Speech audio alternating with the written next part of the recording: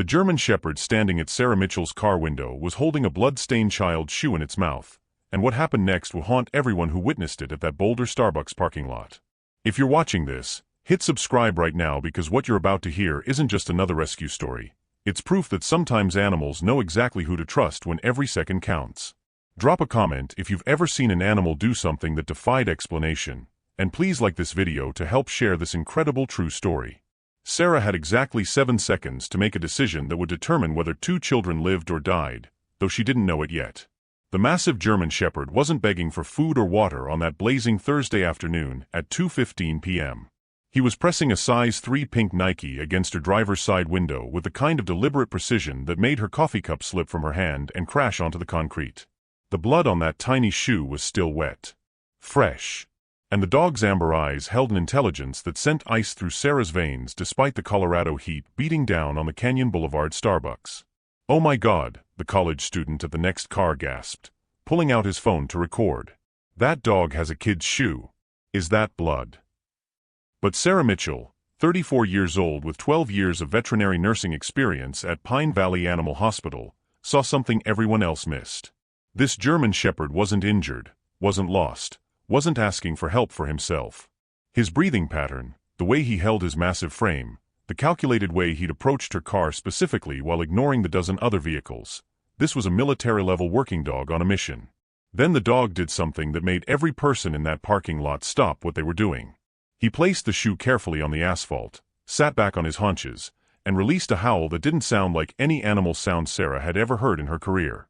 It contained syllables, rhythm, desperation shaped into something that sounded horrifyingly like "help her." Sarah's hand was on her door handle before her brain caught up with her instincts. The moment she opened the door, the German Shepherd grabbed her scrub pants, not aggressively, but with urgent purpose, and began pulling her toward the Table Mesa Trail entrance just 50 yards across the street. "Lady, you shouldn't follow that dog," a man shouted from the Starbucks entrance. "It could be rabid." But Sarah noticed what no one else did. The dog would pull, then stop and look directly at the sun, then pull harder. He was timing something, counting down to something. And the terror in those intelligent amber eyes wasn't from injury or illness, it was from knowing that time was running out. The trail entrance was packed with Thursday afternoon normalcy. Young mothers with strollers, college students from CU Boulder heading for their afternoon runs, a group of elderly hikers comparing fitness trackers.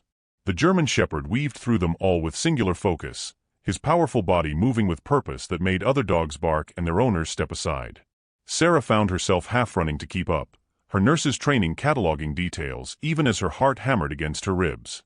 The dog's paws were bleeding, leaving faint red prints on the trail. His legs showed fresh scratches from running through brush. There was dirt caked under his nails as if he'd been digging frantically for hours. But most disturbing was the rope burn around his neck, fresh, raw, the fur worn away in a perfect line where something had held him captive until very recently. They'd gone a quarter mile when everything changed. The German Shepherd suddenly veered off the main trail, crashing through yellow caution tape that read "Danger, mine shaft area, keep out," without even slowing down. Sarah's stomach dropped as she saw what he was following. Fresh mountain bike tracks in the dirt, deep and recent, accompanied by 2 sets of small footprints. Children's footprints. The math in Sarah's head was instant and terrifying. The blood on the shoe. The dog's desperation. The countdown behavior. Those small footprints following someone on a bike into a restricted area. This wasn't a lost pet situation. This was something infinitely worse. The German Shepherd broke into a full run now, and Sarah heard herself screaming "wait," even as her legs followed. Because now she could hear something that confirmed her worst fears. Children's voices, muffled and crying, coming from somewhere below ground. The clearing she stumbled into looked like every parent's nightmare. A mountain bike lay abandoned on its side, the front wheel still spinning slowly as if it had just been dropped. Fresh drag marks in the dusty Colorado soil led to what looked like an old mine shaft entrance, partially covered with a metal grate that had been pried open recently. The scratch marks were clean, bright metal showing through years of rust. But it was what she saw next that made Sarah's knees nearly buckle. There, scratched into the dirt with desperate fingers, were 2 words that changed everything: "He took US." The German Shepherd was already at work, but not at the main shaft entrance. He was 20 feet away, digging frantically at something hidden behind sagebrush, another opening smaller, almost invisible unless you knew where to look. A ventilation tunnel. And from deep inside came a man's voice that made Sarah's blood turn to Arctic ice. "Now, Ashley, you're going to be a good girl and drink this, aren't you? Your little sister already did. Don't make this harder than it needs to be." The German Shepherd's entire body went rigid. His digging became frenzied, dirt flying as he tried to force his 90-pound frame into the narrow ventilation shaft. And then Sarah heard something that changed everything, something that explained why this particular dog had found her, why he'd known exactly where to go, why he was willing to tear his paws bloody to get into that tunnel. The man's voice again, but different now, shocked, angry, disbelieving. "Max? What the hell are you doing here? You're supposed to be chained up at home. How did you?" The dog knew the man underground. The dog knew the children's captor. And suddenly, Sarah understood with crystal clarity that she had seconds to act before something unthinkable happened in that mine shaft. Her phone showed one bar of signal, flickering to none. She managed to dial 911, screaming Table Mesa Trail, mine shaft, children trapped, kidnapping in progress, before the call dropped. But even as she tried to redial, she heard something that made her abandon the phone entirely. A young girl's voice, weak but clear, drifted up from below. "Max, you came back. You promised you would. Please, Max, help Emma. He made her drink something and she won't wake up properly." The German Shepherd, Max, responded with a sound Sarah had only heard once before, when a mother wolf had found her pups threatened at the Wildlife Rehabilitation Center. It wasn't a bark or a howl. It was a promise of violence, a declaration of war, the sound of an animal that had found its purpose and would die before failing. And then Max did something that would haunt Sarah's dreams for years to come. He turned to her, locked eyes with an intelligence that was almost human, and then deliberately knocked 3 times on the metal grate with his paw. 3 measured, purposeful knocks. The same pattern someone trapped underground might use. The same pattern that meant emergency in any language. He was showing her, teaching her, telling her that someone had trained him for this exact moment. Sarah grabbed the biggest rock she could find and began pounding on the main grate, screaming, "I've called the police. They're coming." A partial lie that she prayed would disrupt whatever was happening below. But even as she pounded, even as Max forced himself partially into the ventilation tunnel with snarls that echoed off the mountain walls, Sarah heard something that confirmed this was no random abduction. The man below, panicking now, "No, no, no. This wasn't supposed to happen. You girls were supposed to be asleep. Max was supposed to be locked up. 2 years of planning and that damn dog ruins everything." 2 years. This man had been planning whatever was happening in that mine shaft for 2 years. And somehow, Max was the key to it all. Sarah heard scrambling from below, children crying louder, and then Max's snarls turned into the sound of actual combat, human shouts mixing with animal rage in the confined space underground. She wedged a thick branch under the grate, prying with desperate strength born of adrenaline and terror. The grate moved an inch. 2 inches. And then Sarah saw something that made her realize this story was about to take an even darker turn. A man's hand appeared at the edge of the shaft, covered in blood and dirt, wearing a ring she recognized, a ring she'd seen every week for the past 6 months at her own workplace. The hand emerging from the mine shaft belonged to Robert Hayes, the construction contractor who had been renovating the pediatric wing at Pine Valley Animal Hospital for the past 6 months. Sarah had spoken to him dozens of times in the break room, watched him smile at the children who came through the clinic with their sick pets, even accepted a coffee from him once when she was working a double shift. And now he was crawling out of a hole in the ground where 2 children were crying for help. Sarah's brain struggled to reconcile what she was seeing. Robert Hayes, 43 years old, friendly, professional, always asking about her day. Robert Hayes, who had mentioned once that he loved dogs, that he'd grown up with German Shepherds. Robert Hayes, whose arms were now covered in fresh bite wounds from Max, whose eyes held a desperation that made Sarah take 3 steps backward. "Sarah." His voice cracked with disbelief when he recognized her. "What are you doing here? This isn't what it looks like. I can explain everything." But Sarah had heard the children underground. She'd heard the older girl say her sister wouldn't wake up properly. She'd seen the words scratched into the dirt. And she'd watched Max attack this man with the fury of an animal protecting something precious. "Stay back," Sarah warned, her voice steadier than she felt. "I've called the police. They're on their way." Hayes's expression shifted from surprise to calculation in a fraction of a second. Sarah recognized that look. She'd seen it in cornered animals at the clinic, the moment when they decided whether to flee or fight. The transformation was terrifying, watching the friendly contractor she'd known for months dissolve into something predatory and cold. "Your call didn't go through," Hayes said, his voice dropping to something low and dangerous. "I know because I've tested cell coverage in this area 100 times. No signal for another quarter mile. Nobody's coming, Sarah. Nobody knows you're here." He was right. Sarah's phone had shown the signal dropping. But she couldn't let him see her fear, couldn't let him know that her only backup was a German shepherd currently trapped in a ventilation tunnel somewhere below them. "People saw me follow the dog," Sarah countered, forcing herself to think clearly despite the terror clawing at her chest. "People at the Starbucks. They were recording. They saw the shoe, Robert. They saw the blood." Something flickered in Hayes's eyes at the mention of the shoe.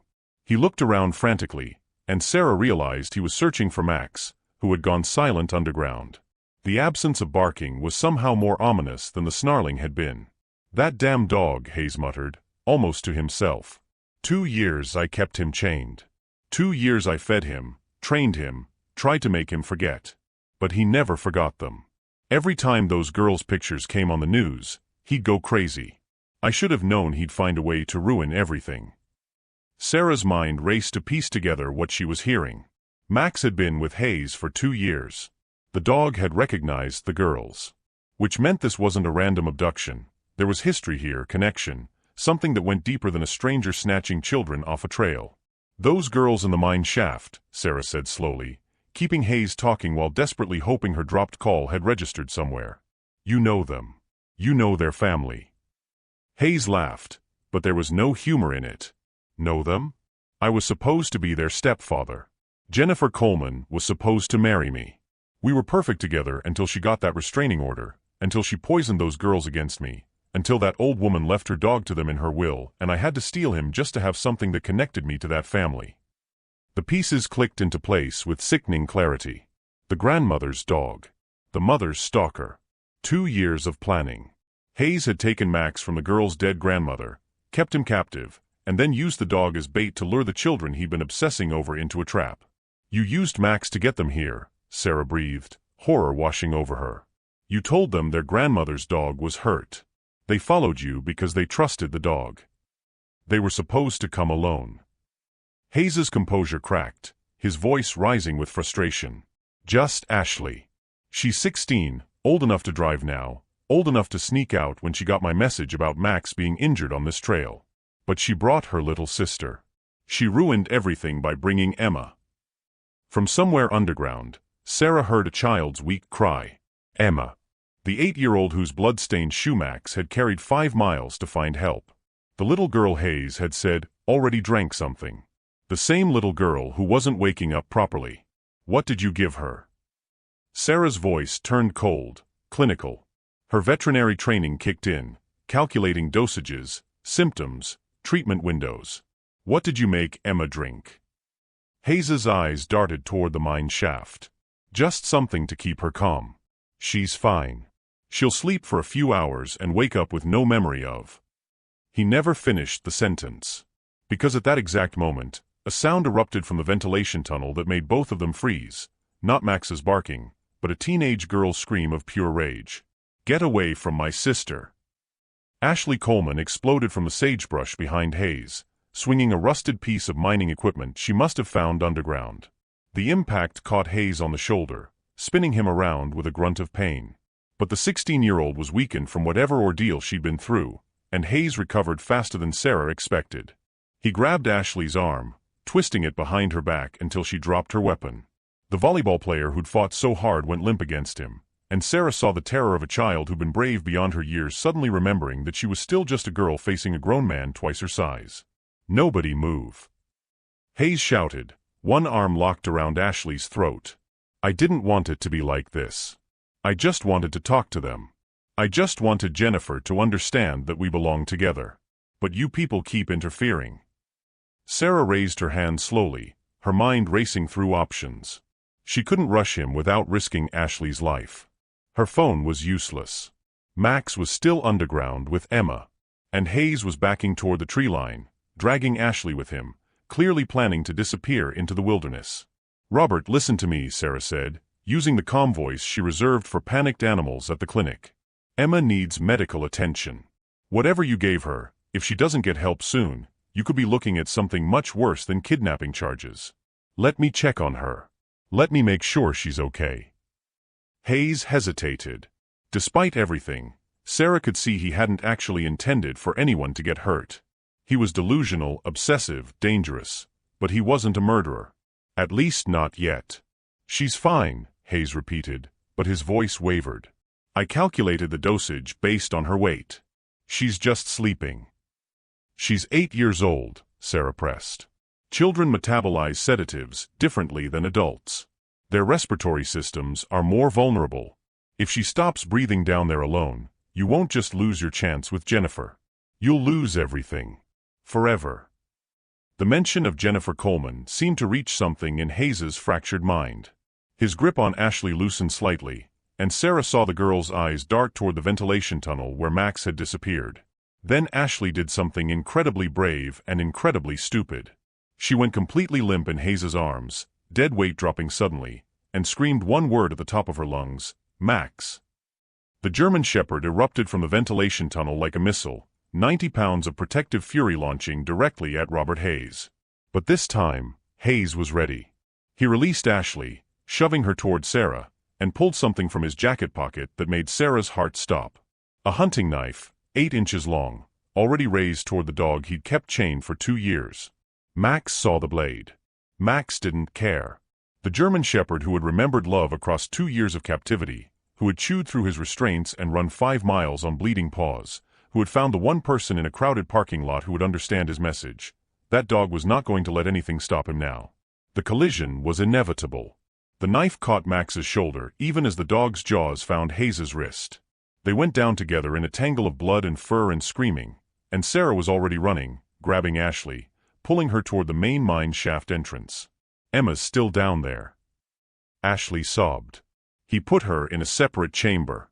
She wasn't moving when I left her." Sarah looked back at Max and Hayes, still fighting on the ground, the knife now somewhere in the dirt between them.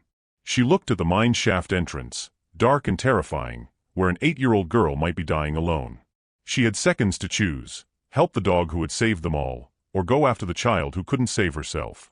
And that's when Sarah heard the most beautiful sound of her entire life: sirens, distant but approaching, echoing off the mountain walls. Her dropped 911 call had registered after all. Help was coming. But as she turned back toward the fight, ready to help Max finish what he'd started, she saw something that made her blood freeze in her veins. Hayes was on his feet again. Max was down, not moving, blood pooling beneath his shoulder. And Hayes was running, not away from the sirens, but toward them, toward Sarah and Ashley, the knife still gripped in his blood-covered hand. "If I can't have that family," Hayes screamed, his voice cracking with madness, "then nobody can." Hayes was 15 feet away and closing fast when Sarah made a decision that would define the rest of her life. She shoved Ashley toward the tree line, screaming "run," with every ounce of authority she possessed, and then did something that defied every survival instinct in her body. She ran directly toward the man with the knife. Hayes wasn't expecting it. Predators never expect their prey to charge. His momentum faltered for just a fraction of a second, and that hesitation was enough for Sarah to drop low, driving her shoulder into his midsection with a tackle that would have made any football coach proud. They hit the ground together, the knife spinning away into the underbrush, and Sarah found herself grappling with a man who outweighed her by at least 60 pounds. His hands found her throat immediately. Sarah clawed at his wrists, her vision already starting to blur at the edges, her lungs burning for air that couldn't reach them. She could hear Ashley screaming somewhere behind her, could hear the sirens getting closer, could feel her strength fading with each passing second. Then she remembered something from her veterinary training, something they taught about handling aggressive animals that had you pinned. Don't fight the grip, redirect it. Sarah stopped pulling at Hayes's wrists. Instead, she drove her thumbs directly into his eyes. Hayes screamed and released her throat, hands flying to his face. Sarah rolled away, gasping, her vision swimming with black spots as oxygen flooded back into her starving brain. She tried to stand, but her legs wouldn't cooperate, the world tilting dangerously around her. "You crazy bitch." Hayes was on his knees, blinking through tears, already searching for the knife. "I'm going to kill you. I'm going to kill all of you." But he never found the knife. Because standing between Hayes and his weapon was something that shouldn't have been possible. Max was on his feet. The German Shepherd's shoulder was torn open, blood matting his fur and dripping onto the Colorado dirt. His front leg was barely supporting weight, and his breathing came in ragged, painful gasps. By every measure of veterinary medicine Sarah knew, this dog should have been unconscious from blood loss and shock.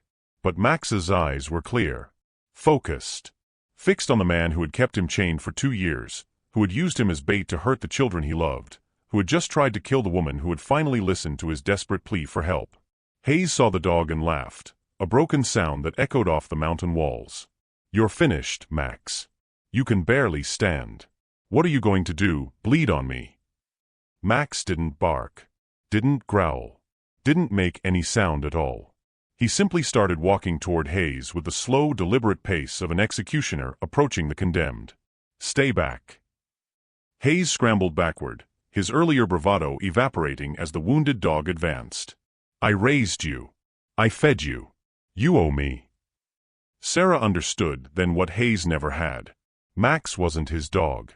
Max had never been his dog. For 2 years, Max had been a prisoner, biding his time, waiting for the moment when he could escape and find the family that truly owned his heart. Every meal Hayes had provided, every chain he'd wrapped around Max's neck, every command he tried to teach, none of it mattered. Because loyalty isn't about who holds your leash. It's about who holds your heart. Max lunged. Despite his injuries, despite the blood loss, despite everything his body had endured, the German Shepherd found one final reserve of strength and launched himself at Robert Hayes. They went down together for the last time, and this time, Max wasn't letting go. Sarah heard Hayes screaming, heard the sirens reaching a crescendo, heard car doors slamming and voices shouting commands. But she couldn't focus on any of it. Because she suddenly remembered what she'd forgotten in the chaos of the fight. Emma. The 8-year-old was still underground. Still sedated. Still alone. Sarah forced herself to her feet and staggered toward the mine shaft entrance.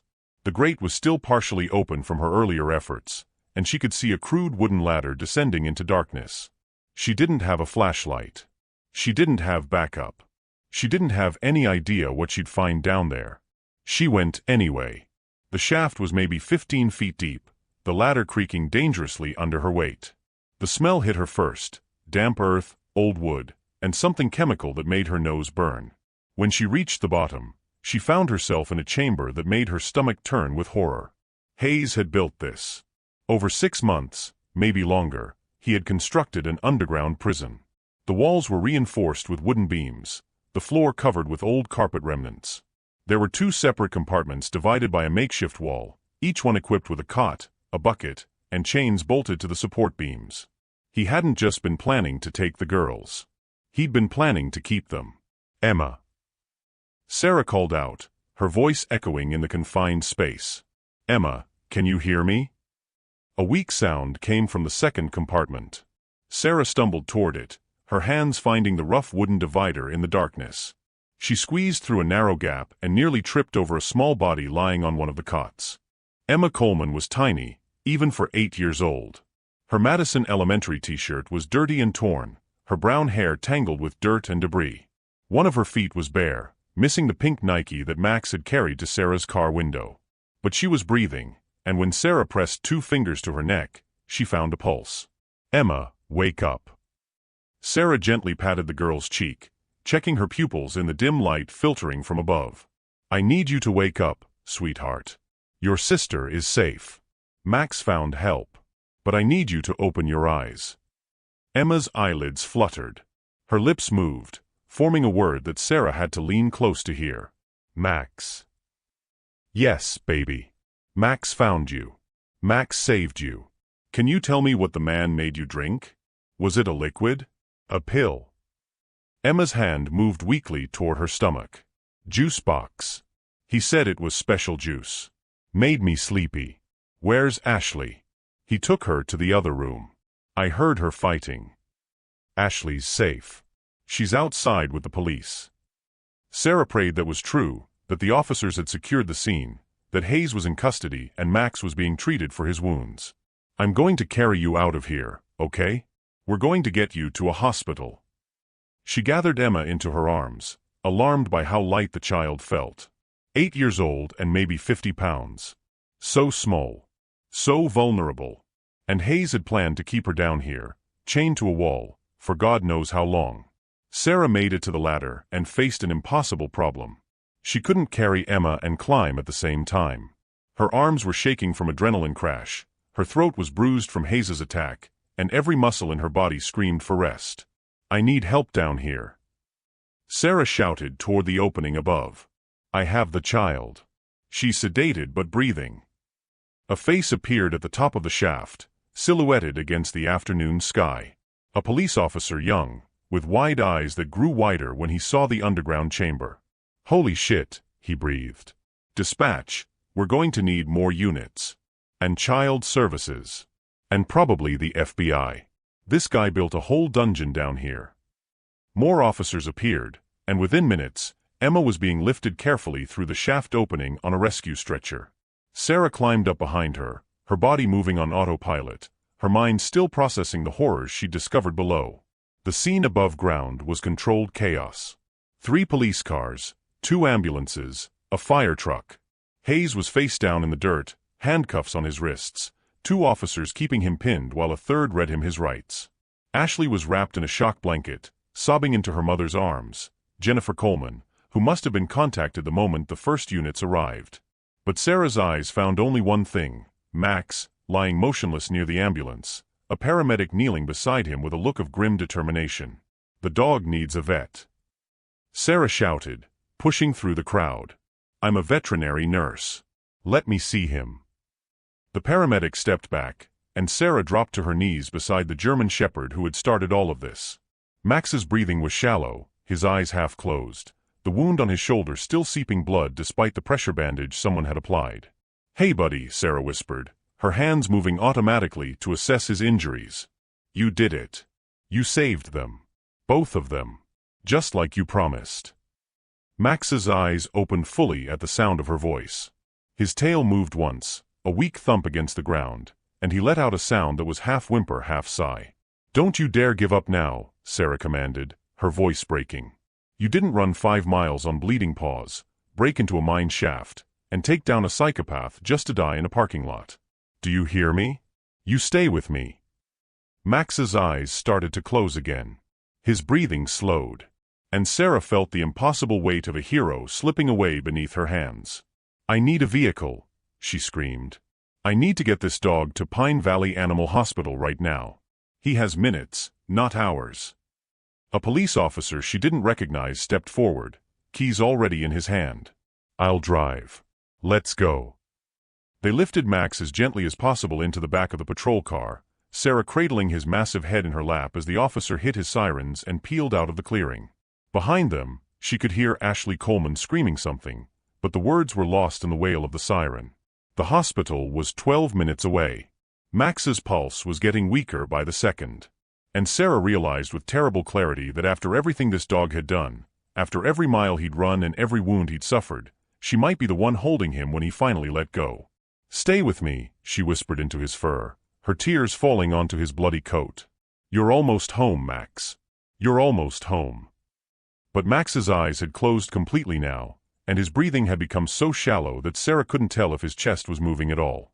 The patrol car screamed through boulder traffic, running every red light, and Sarah prayed to anyone who would listen that they weren't already too late. They were 3 minutes from the hospital when Max stopped breathing entirely. Sarah's hands moved before her brain could register the horror of what was happening. 12 years of veterinary training took over as Max's chest went still beneath her palms, and she began CPR on a 90-pound German shepherd in the back of a speeding patrol car. "How far?" she screamed at the officer driving. 2 minutes. Maybe less. 2 minutes. 120 seconds. An eternity when you're trying to restart a heart that has given everything it had to give. Sarah positioned her hands over Max's chest, finding the spot just behind his left elbow where his heart should be beating. She began compressions, counting under her breath, her arms burning with the effort of pushing hard enough to circulate blood through a body that had already lost so much of it. "Come on, Max. Come on. You didn't come this far to quit on me now. 30 compressions. 2 rescue breaths into his nose while holding his mouth closed. 30 more compressions. The patrol car took a corner so hard that Sarah nearly lost her position, but she braced herself against the door and kept going. Her shoulders screamed. Her vision blurred with tears she didn't have time to wipe away. And still she pushed, because stopping meant accepting that this hero's story ended in the back of a police car instead of surrounded by the family he'd saved. The car screeched to a halt and Sarah heard doors opening, voices shouting, hands reaching in to help lift Max's limp body onto a gurney that appeared from nowhere.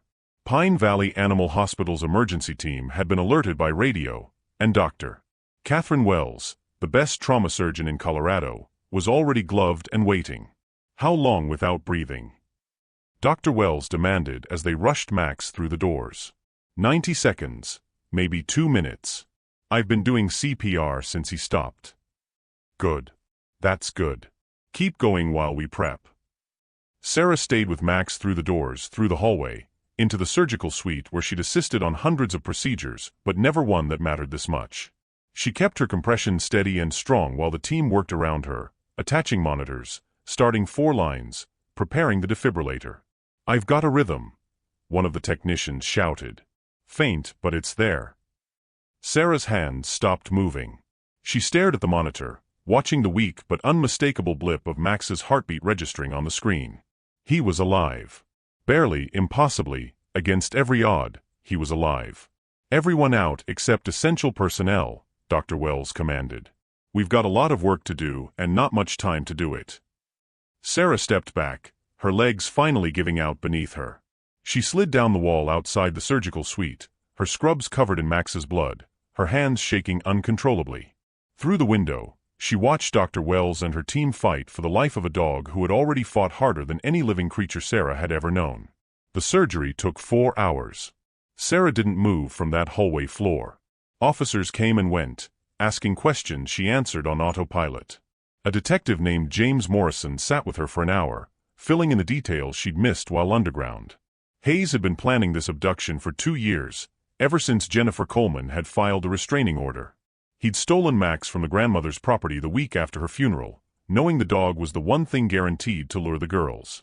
The older girl, Ashley, she's talking to our child psychologist now, Morrison said quietly. She told us that when Hayes grabbed them after volleyball practice, he said their grandmother's dog had been hit by a car on Table Mesa Trail. They followed him without question because they loved that dog. They thought they were going to save him. Instead, he saved them, Sarah whispered. Morrison nodded. The FBI is involved now. They found journals in Hayes's apartment. He'd been planning to take those girls to a cabin in Wyoming. The underground chamber was just the first stop. If your call hadn't registered, if that dog hadn't found you specifically. He trailed off, unable to finish the sentence. Sarah understood what he wasn't saying. If Max hadn't escaped his chains, if he hadn't carried Emma's shoe 5 miles to a Starbucks parking lot, if he hadn't chosen a veterinary nurse who would understand his desperate message, Ashley and Emma Coleman would have disappeared forever. They would have become 2 more faces on missing person posters, 2 more names that families whisper when warning their children about stranger danger. The surgical suite doors opened and Dr. Wells emerged, pulling off her gloves with exhausted movements. Sarah scrambled to her feet, searching the surgeon's face for any sign of news. He's stable, Dr. Wells said, and Sarah felt something break open in her chest. The knife wound missed his major arteries by millimeters. He lost a lot of blood, but we managed to transfuse enough to get him through. There's some muscle damage that will require physical therapy, and he's going to need weeks of rest and recovery. But barring any complications, he's going to make it. Sarah's legs gave out again, but this time from relief. She found herself sitting on the floor, laughing and crying simultaneously, while Dr. Wells looked down at her with knowing eyes. I heard what he did, the surgeon said softly. The officers told me everything while we were operating. That dog ran 5 miles on paws that were worn down to the flesh. He fought off an armed man twice. He kept going after being stabbed. In 30 years of veterinary medicine, I've never seen anything like it. He remembered them, Sarah managed to say through her tears. 2 years of captivity, and he never forgot the girls who used to throw tennis balls in their grandmother's yard. The Coleman family arrived at the hospital an hour later. Jennifer Coleman came first, her eyes red from crying, her hands shaking as she asked to see the dog who had saved her daughters. Ashley followed on crutches, her arm in a sling from where Hayes had twisted it. And little Emma, awake now and alert after treatment for the sedatives, walked between them holding their hands. The hospital made an exception to every rule and let them into the recovery room where Max lay bandaged and sedated on a heated surgical table. The German Shepherd's eyes were closed, his breathing steady with the help of oxygen, his shoulder wrapped in clean white gauze. Emma broke free from her mother's grip and walked directly to Max's side. She placed her small hand on his paw, the same paw that had knocked on Sarah's car window just hours ago, and whispered something that made everyone in the room start crying. "Thank you for keeping your promise, Max. You said you'd always protect us. Even when Grandma went to heaven, you said you'd find your way back to us. And you did." Max's eyes opened at the sound of Emma's voice. His tail moved once, twice, a weak but unmistakable wag. And then he let out a sigh that seemed to release 2 years of tension, 2 years of captivity, 2 years of waiting for the moment when he could finally come home.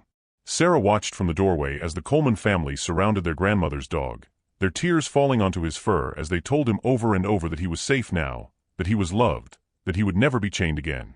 Ashley pressed her forehead to Max's muzzle and made a promise that Sarah knew she would keep. "You're ours now, Max, forever. No one will ever take you from us again."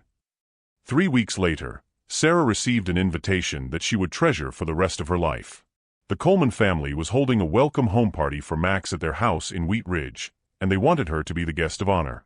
When she arrived, she found Max wearing a new collar with a tag that read Hero on one side and Home on the other. The German Shepherd was still limping slightly from his injuries, but his eyes were bright, his coat was shining, and his tail hadn't stopped wagging since she walked through the door. "He's been waiting for you," Ashley said, guiding Sarah to the backyard where Max immediately pressed his massive head against her hand. "Every time someone comes to the door, he checks to see if it's you. Mom says it's because you're part of his pack now. You're part of the people he protects." Sarah knelt down and wrapped her arms around the dog who had changed everything. She thought about that moment in the Starbucks parking lot, when a blood-stained shoe had appeared at her window and a German Shepherd had howled words that sounded like "help her." She thought about the choices she'd made, to follow, to fight, to believe that an animal's desperate plea meant something. "Thank you for choosing me," she whispered into Max's fur. Max pulled back and looked at her with those intelligent amber eyes, and Sarah could have sworn she saw understanding there. Maybe even gratitude. He had traveled through 2 years of darkness to find his way back to the light, and she had been the final bridge that brought him home. The Boulder Daily Camera ran the story the following week under the headline, "The Miracle of Table Mesa." It went viral within hours, shared by millions of people who saw in Max's journey a reminder of something they desperately needed to believe, that loyalty transcends captivity, that love survives separation, and that sometimes the heroes who save us walk on 4 paws instead of 2. Robert Hayes pleaded guilty to 2 counts of kidnapping and 1 count of attempted murder. He was sentenced to 45 years in federal prison, without the possibility of parole. The underground chamber he'd built was demolished, the site converted into a memorial garden where a bronze statue of a German Shepherd now stands guard over Table Mesa Trail. And Max? Max never left the Coleman girls' sides again. He slept between their bedrooms every night, accompanied them to school every morning, and spent his afternoons lying in the sun in their grandmother's old garden, finally at peace. Sarah visited every Sunday for years afterward. She'd bring treats and tennis balls, and she'd watch Max play with the girls he'd never forgotten, the girls he'd risked everything to save. Sometimes she'd catch him looking at her with that same intense focus he'd shown in the Starbucks parking lot, and she'd know exactly what he was saying. "Thank you for listening. Thank you for believing. Thank you for being the one person who understood that a dog carrying a blood-stained shoe was asking for something more important than help. He was asking for a miracle. And together, they'd made one happen." Because in the end, the story of Max wasn't about a German Shepherd who begged a woman to save a life. It was about the unbreakable bonds that connect us across species, across time, across every obstacle the world puts in our way. It was about remembering that heroism comes in all forms, and sometimes the bravest hearts beat inside the furriest chests. If this story moved you, please subscribe to this channel and turn on notifications so you never miss another incredible tale of courage and loyalty. Drop a comment telling us about a time an animal did something that amazed you. We read every single one, and your stories might inspire our next video. Hit that like button to help this story reach more people who need to believe in miracles today. And share this video with someone who loves dogs, because Max's story deserves to be told around the world. Sometimes heroes have 4 paws. And sometimes, just sometimes, they find exactly the right person to help them save the day.